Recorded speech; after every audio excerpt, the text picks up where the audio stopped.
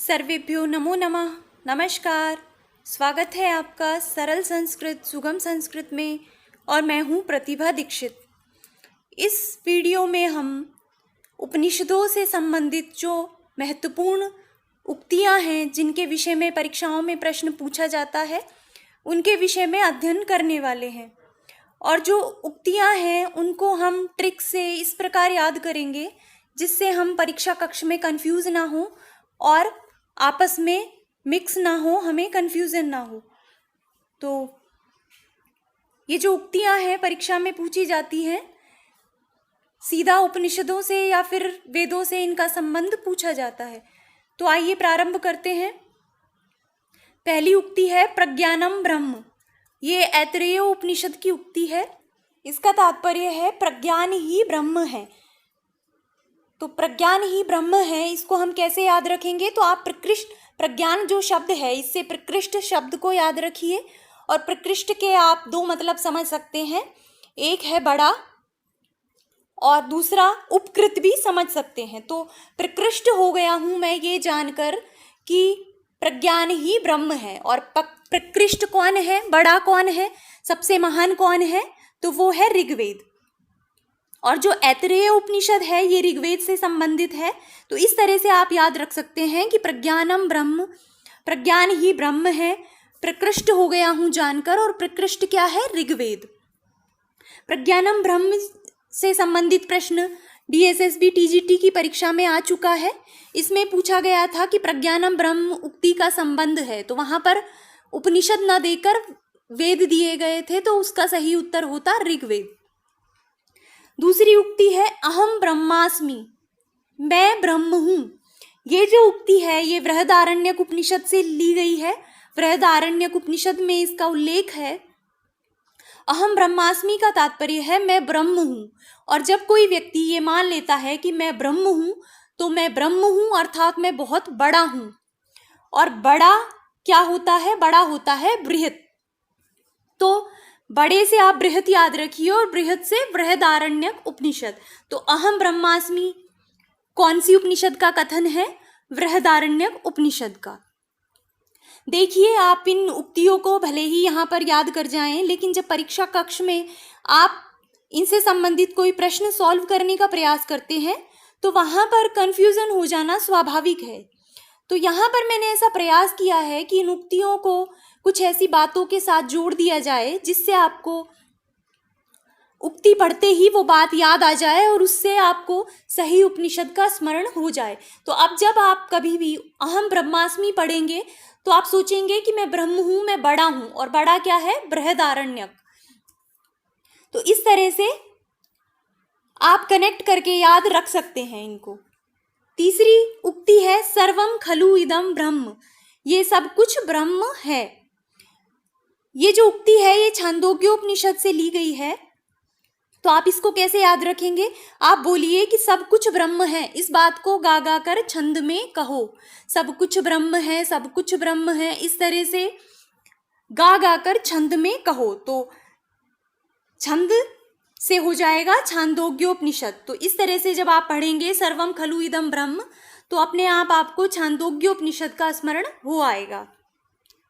चौथी उक्ति है तत्वम असि, वह तुम हो। अब यहाँ पर ब्रह्मा की ही बात है कि वह तुम हो, वह ब्रह्म भी तुम ही हो। तो ये उक्ति भी छांदोग्योपनिषद से ली गई है। तो छांदोग्योपनिषद में हमने अभी पढ़ा है कि सब कुछ ब्रह्म है, इसको गा गा कर कहो। तो जब सब कुछ ब्रह्म है तो तुम भी ब्रह्म ही हो।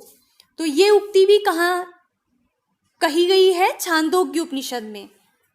अब आप बोलेंगे अहम ब्रह्मास्मि भी तो मैं ब्रह्म ही हूं, लेकिन उसको इस तरह से याद रखिए कि व्यक्ति दूसरों को ज्ञान देता है तो आसानी से देता है, लेकिन जब खुद उस चीज को अपने ऊपर लागू करने की बात होती है तो उसमें अहम का आ जाना स्वाभाविक है। तो जब उसको लगता है कि मैं ब्रह्म हूं तो इस चीज से उसमें एक अहम का भाव आ जाता है कि मैं बहुत बड़ा हूं। तो इस तरह से आप इनको अलग अलग याद रखिए। पांचवी उक्ति है अयम आत्मा ब्रह्म। ये जो उक्ति है मांडुक्य उपनिषद की उक्ति है। तो मांडुक्य उपनिषद जो है उसमें 12 ही मंत्र हैं वो सबसे छोटा उपनिषद है। तो इसमें आप याद रखिए, इसमें चतुष्पाद आत्मा का वर्णन किया गया है।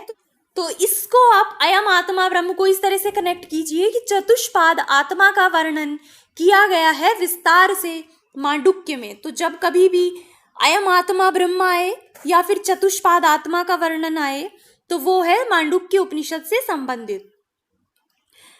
अगली उक्ति है, यतो वा इमानि भूतानि जायन्ते येन जातानि जीवन्ति यत् प्रयन्ति अभिसंविशन्ति तद विजिज्ञासव्य तदम ब्रह्मिति।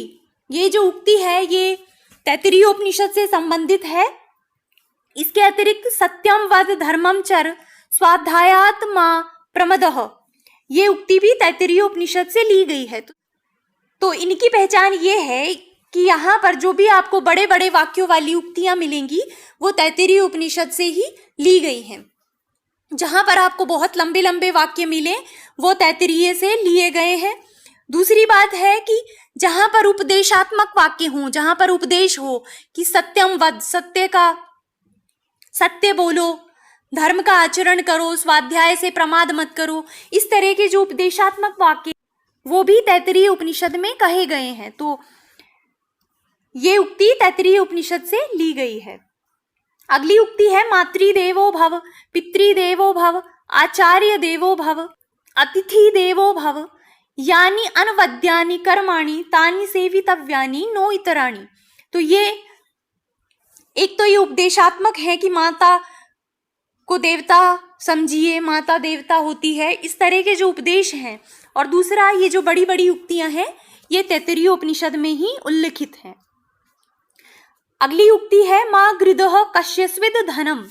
ये ईशोपनिषद जो है, ईशावास्योपनिषद, उसका प्रथम मंत्र है, ईशावास्यम इदम सर्वम यत् किंचित जगत्याम जगत तेन तक्तेन भुंजिता माँ गृदः कश्यस्विद धनम। इस प्रकार का जो ये उक्ति है ये ईशोपनिषद में है।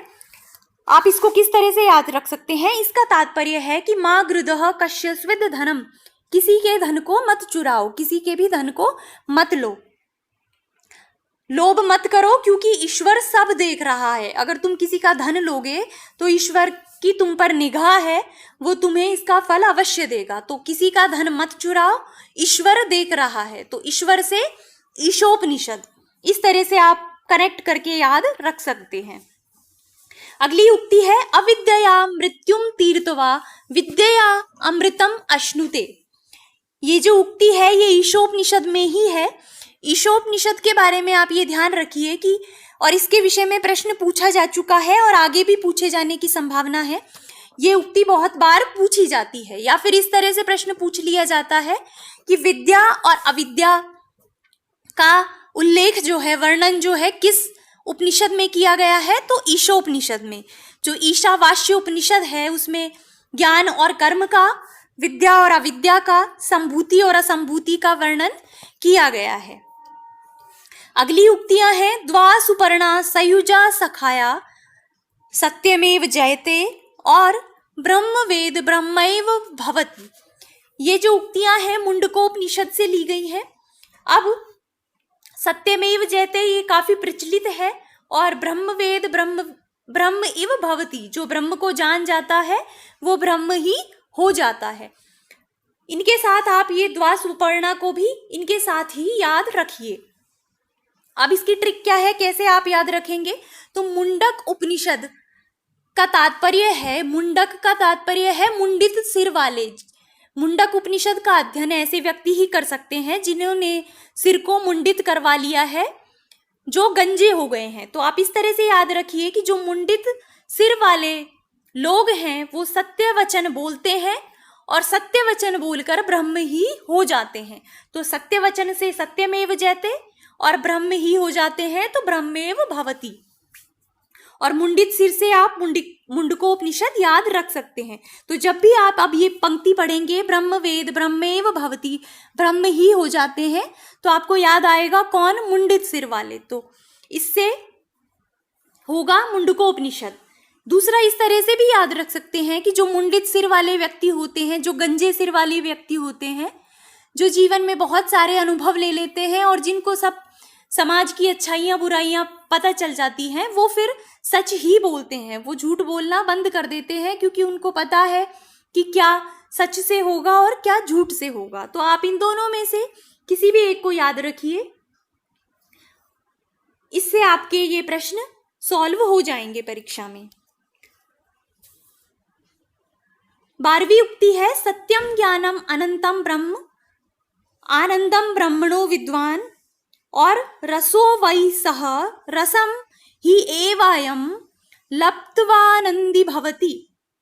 ये तीनों उक्तियां तैत्तिरीय उपनिषद से ली गई हैं। तो तैत्तिरीय उपनिषद में आप ये ध्यान रखिए कि जो हम वेदांत भी पढ़ते हैं, वेदांत का जब हम अध्ययन करेंगे तो वहां पर भी ये उक्तियां आएंगी कि जो ब्रह्म का स्वरूप है, सत्य ज्ञान और अनंत रूप, सत्य ज्ञान और आनंद रूप, उसका वर्णन कहाँ किया गया है? तैत्तिरीय उपनिषद में किया गया है। तो जहां पर भी सत्यम ज्ञानम अनंतम आ जाए, या फिर ये जो अनंत है इसका अर्थ एक आनंद भी होता है, और रस जो है, रस में भी आनंद ही होता है।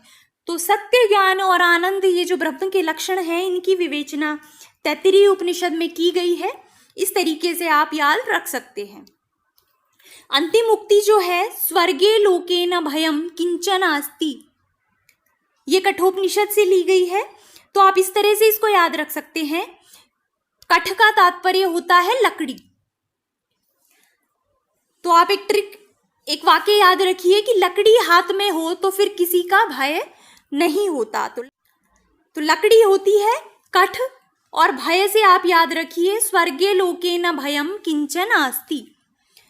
इस तरह से आप इसको कनेक्ट करके याद रख सकते हैं। वैसे तो क्या है कि कठोपनिषद का अध्ययन बीए में ये ज़्यादातर सिलेबस में होती है।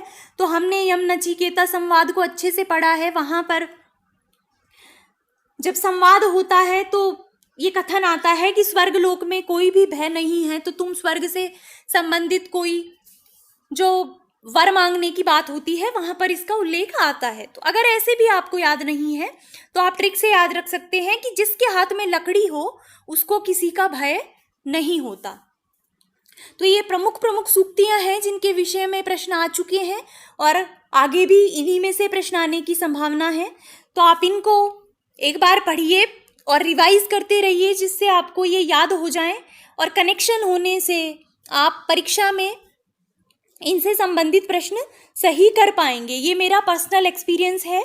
मैं आपको 100% विश्वास दिलाती हूँ कि अगर इनमें से कोई उक्ति आई तो आप उससे संबंधित प्रश्न गलत नहीं करेंगे, अगर आपने इस वीडियो को अच्छे से देखा है और इसको रिवाइज किया है तो इस वीडियो को हम यहीं पे समाप्त करते हैं।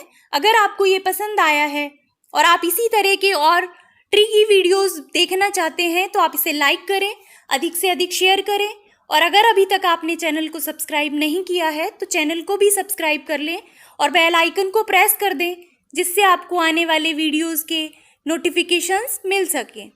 तो मिलते हैं नेक्स्ट वीडियो में एक नए विषय के साथ। तब तक के लिए धन्यवाद।